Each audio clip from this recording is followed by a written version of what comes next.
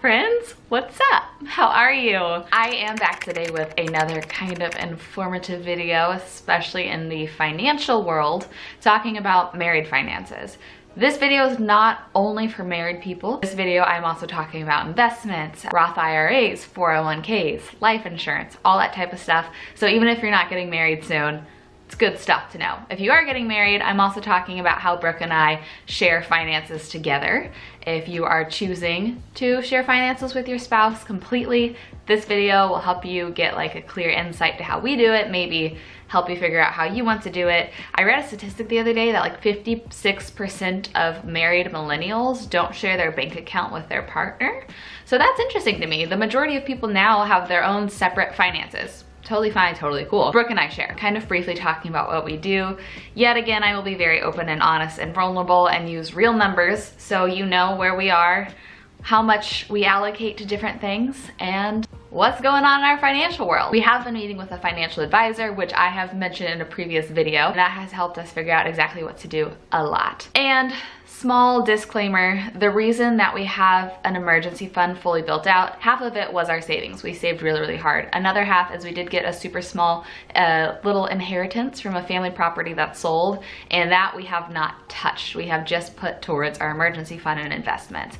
So that is how we are where we are right now. But we do not live off that at all. We are not even looking at it. It's all being invested. But just so you know, we're just not some superhumans at age 22. We were super blessed to have a little bit of help there. That being said, I'm gonna start off with some of the kind of practical, smaller things about married finances, the pros, the cons, and then we will jump into more of the financially dense information. One thing that I wasn't really expecting with sharing finances is I actually really like the accountability that it has on each other. I don't necessarily feel guilty spending money because I know when things are necessary, but I like being able to think through when I'm spending money. I'm a lot less mindless with my money.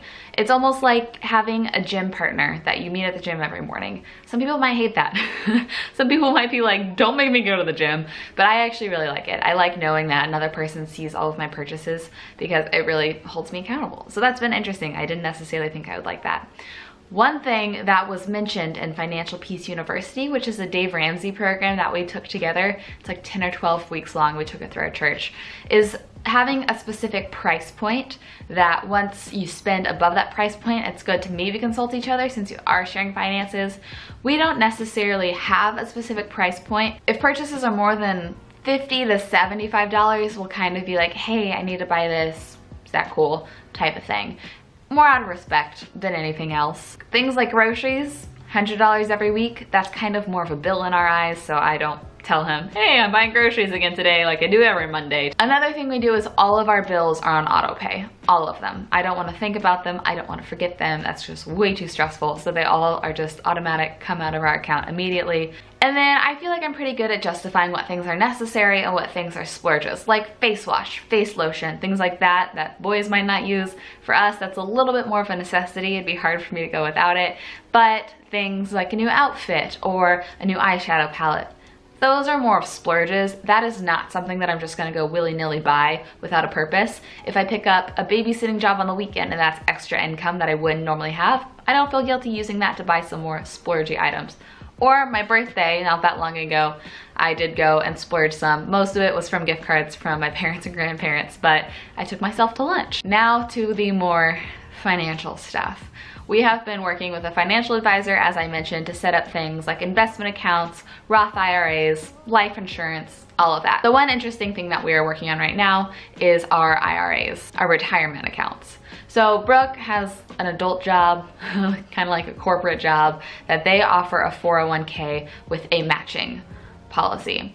So with that, we are going to put as much money into that as is matched because you don't want to say no to free money. If they're going to match that money, let's go ahead and put it in and get double the return. But the reason that we are putting the rest of our money into Roth IRAs instead of 401ks is Roth IRAs are taxed before you put the money in.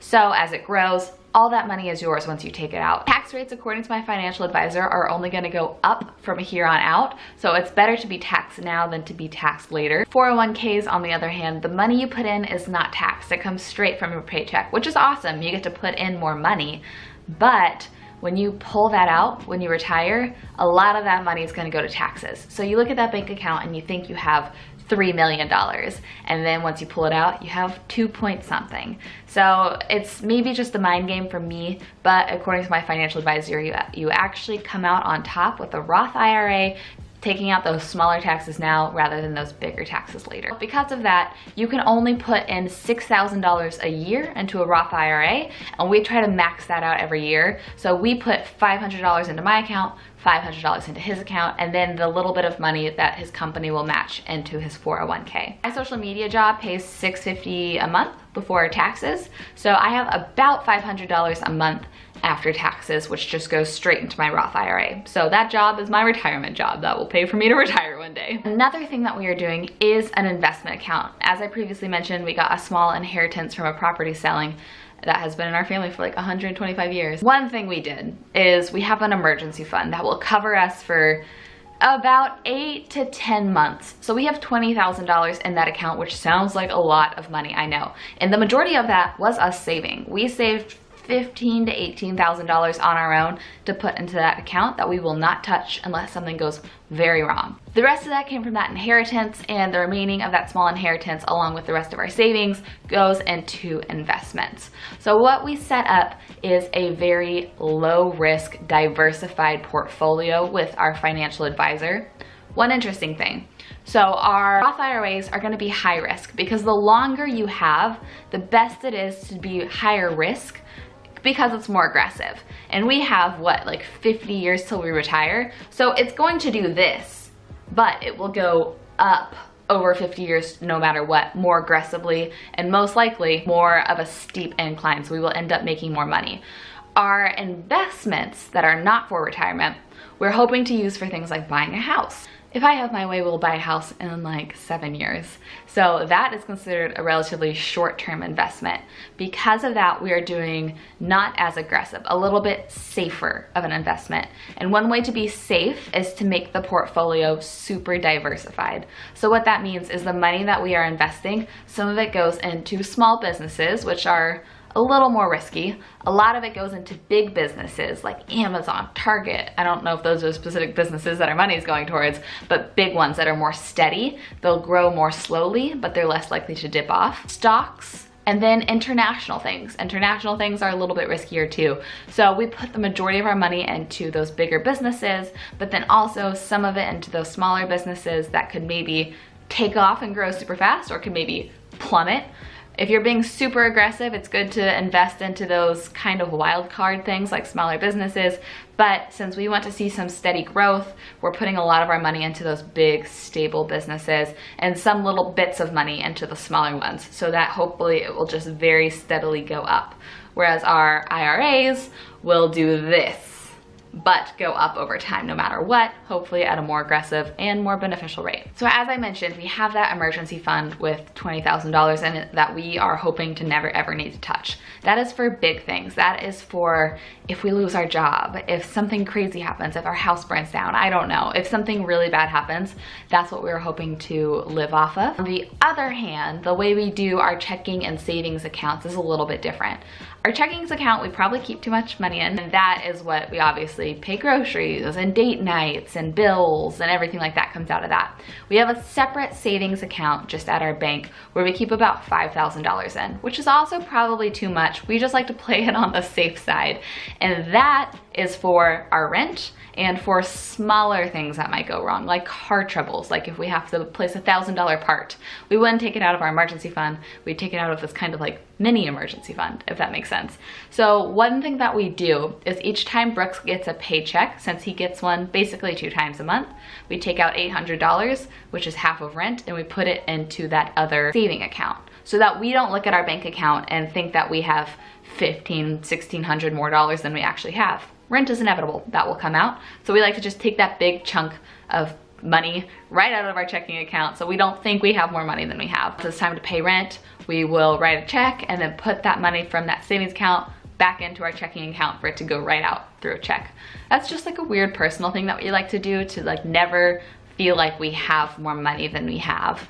And then other than that, that savings account, like I said, is for smaller emergencies. We really are gonna try to never touch our emergency account unless something really bad goes wrong. Smaller things like, you know, like I said, car troubles, maybe a doctor's visit where you have some more expensive testing, things like that, those are inevitable. Those will happen frequently. So that's what we pull out of that smaller savings account. A couple other things that we are currently working on right now is life insurance. We're each taking out a policy that's around $600,000, and because we're super duper young right now, it's only like $50 a month. We are waiting for our finalized rates. We're doing all the different medical testing and stuff right now. Since I am young and healthy, mine's just over the phone, but since Brooke is nearing 30, he's 26. He's only 4+ years older than me, but he has to do some blood work and stuff. So that process is taking a little bit of time. I've mentioned this in a previous video, life insurance, it's not something you want to think about, but it is something that you should have in place, especially right now. That rate is locked in for like 40 years. So even when we are almost 60, we'll still be only paying $50 a month to have that policy, even though we are obviously much more likely to have something go wrong when we are 60 years old than when we are 22 years old.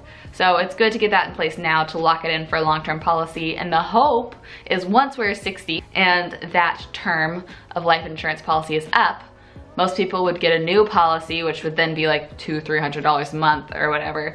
But we are hoping that our savings and our investments and our retirement would be built up enough by then to not really need life insurance, because we would have enough money in our name. We would have a big enough net worth to where if anything were to go wrong, we would be fine. And that is a lot of information. So in a nutshell, bills, auto pay, emergency fund, 10-ish months, smaller little savings account for rent and for unexpected things. We have our Roth IRAs that we're maxing out, putting money into a 401k that's matched, nothing more, life insurance policy. Those are the things that we're doing right now. It's a lot of information, honestly a lot to set up. It really does help to meet with a financial advisor because you don't have to pay them. They get a commission from the products that you end up using. And if you find a really good one like we did, I recommend going to Dave Ramsey's Smart Investor Pro. We're not gonna recommend software that they don't personally use. Like I've said so many times before, talking about money and using real figures is always very vulnerable and weird to put on the interwebs, but a lot of you had said it's really helpful to hear real numbers instead of just vague sentences. I'm doing this for you. Hopefully it helps. You're so smart to be watching this now and to get a head start on this as early as possible, because if you start saving and investing now, just not waiting those 3 more years will make a huge difference in the amount of money that you'll have when you retire or when you decide to buy a house or anything like that. So congrats to you for making it all the way through this video. You're a smart cookie. If you want to see more videos like this, give me a thumbs up so I know that you like videos like this. It's not as much of a fun video, but it is a helpful video. Go ahead and press subscribe if you haven't already. I have many videos coming out here in the future that are fun and are helpful. And it mixed up. Variety is nice. I will see you guys next time. Have the best day ever, and I love you so much. Bye!